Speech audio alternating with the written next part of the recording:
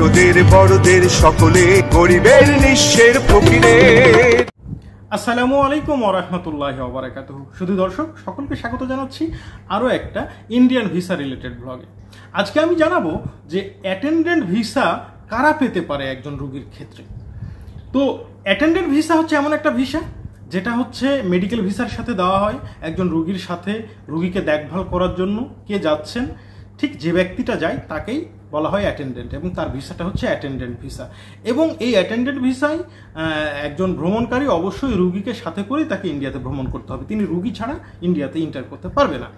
তো কথা হচ্ছে এই গুরুত্বপূর্ণ একটা সাবজেক্ট যে এই অ্যাটেন্ডেন্ট ভিসা, এই অ্যাটেন্ডেন্ট ভিসা কারা পাবে বা কারা অ্যাপ্লাই করতে পারবে আর কারা অ্যাপ্লাই করতে পারবে না, এটা কাদের জন্য প্রযোজ্য কাদের জন্য প্রযোজ্য না। তো এইটা নিয়ে আজকে আমি ডিটেলস আলোচনা করব। সকলকে বলবো যে ভিডিওটা না টেনে শুরু থেকে শেষ পর্যন্ত দেখবেন, তাহলে ইনশাল্লাহ আপনারা বুঝতে পারবেন।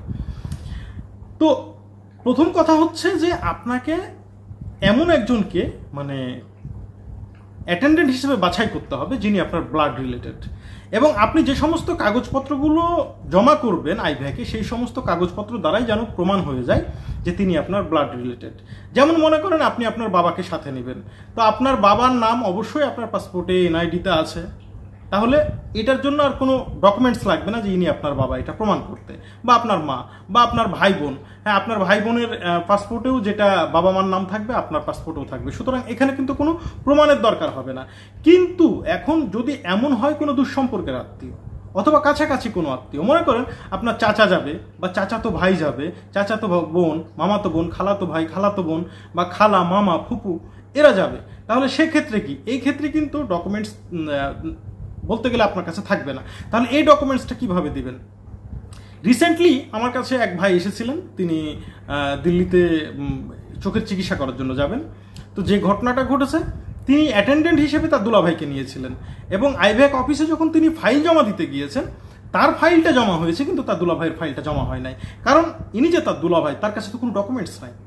কারণ কথা হচ্ছে যে দুলাভাই বা ভাবি বা দেখা যাচ্ছে মামা, চাচা, খালা, ফুপু বা যে কোনো কাজিন আপনি কিভাবে প্রুফ করবেন, এটা কিন্তু খুব গুরুত্বপূর্ণ একটা বিষয়। এই প্রুফটা করার জন্য অবশ্যই আপনাকে এফিডেভিট করতে হবে, এবং এই এফিডেভিটটাকে নোটারি করে নিতে হবে, এবং এই নোটারির কপিটা আপনি অবশ্যই আইভ্যাক ফাইলে আপনার ফাইল জমা দেওয়ার সময় আপনাকে দিতে হবে। তাহলেই শুধুমাত্র সেই ক্ষেত্রে তিনি আপনার অ্যাটেন্ডেন্ট হতে পারবেন এবং অ্যাটেন্ডেন্ট ভিসা পাবেন। এছাড়া এমনি পরিচিত আত্মীয় স্বজন বা বন্ধু বান্ধব এরা কেউই অ্যাটেন্ডেন্ট ভিসা পাবে না আপনার জন্য, ঠিক আছে? তো আমরা এই ভুলগুলো না জেনে করে থাকি। তবে আরও 4-5 বছর আগে যে ঘটনাটা ঘটতো যে কেউ এইভাবে মানে অ্যাটেন্ডেন্ট ভিসায় যেতে পারতো, অর্থাৎ আপনি রুগী, আপনার একজন পরিচিত জনেরও আপনি আপনার সাথে ফাইল জমা দিবেন, দেখা যাচ্ছে ইন্ডিয়ান কর্তৃপক্ষ এগুলো নিয়ে মানে বেশি মাথা ঘামাতো না। তবে এগুলো নিয়ে নিশ্চয়ই কোনো প্রবলেম হয়েছিল বলেই ইন্ডিয়ান হাইকমিশন এখন থেকে আর এগুলো দেয়নি। এখন থেকে বলতে আরও বিগত 4-5 বছর আগে থেকে এটা বন্ধ হয়েছে। তো যারা নতুন ভারত যাচ্ছে বিশেষ করে তারা কিন্তু অনেক ক্ষেত্রেই জানে না যে কাকে জমা দিতে হবে, মানে কার ফাইল জমা দিতে হবে, কার ফাইল জমা দিতে হবে না, বা কাকে নিয়ে যেতে হবে সাথে করে, কাকে নিয়ে যাওয়া যাবে না।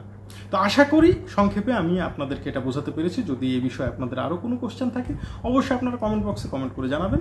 সকলকে ধন্যবাদ। আসসালামু আলাইকুম।